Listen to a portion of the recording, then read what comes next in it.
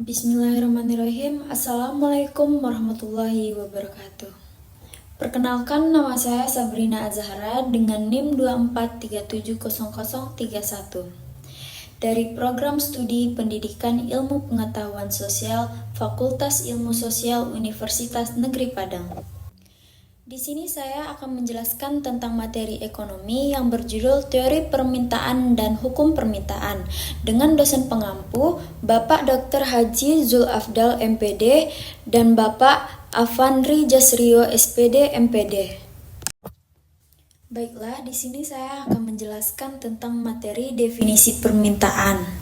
Definisi permintaan adalah suatu barang atau suatu produk yang akan dibeli oleh konsumen dengan harga tertentu pada waktu tertentu dengan harga yang tertentu.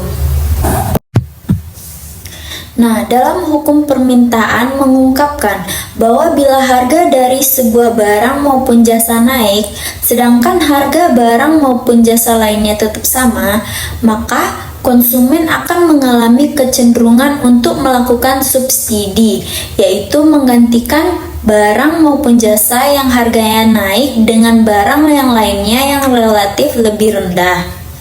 Selanjutnya adalah faktor teori permintaan. Yang pertama, harga barang. Jika harga barang naik, maka permintaan terhadap barang tersebut akan menurun. Selanjutnya adalah pendapatan konsumen. Jika pendapatan konsumen meningkat, maka permintaan terhadap barang tersebut juga akan meningkat. Selanjutnya adalah selera atau preferensi konsumen.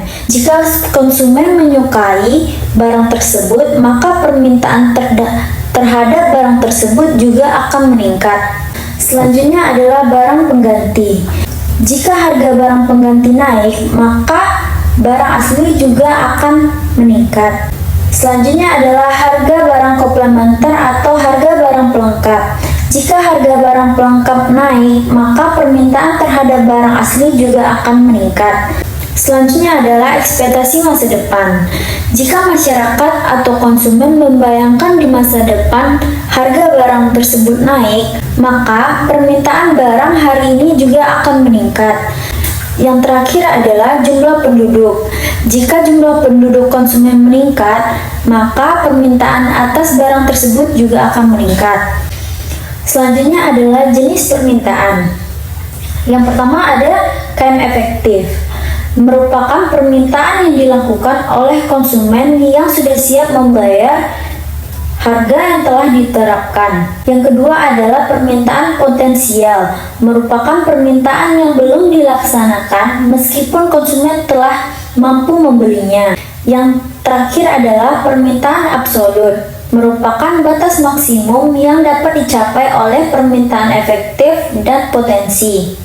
Materi selanjutnya adalah hukum permintaan. Hukum permintaan adalah prinsip dasar dalam ekonomi yang menyatakan bahwa terdapat hubungan negatif antara harga suatu barang dan jumlah barang yang diminta.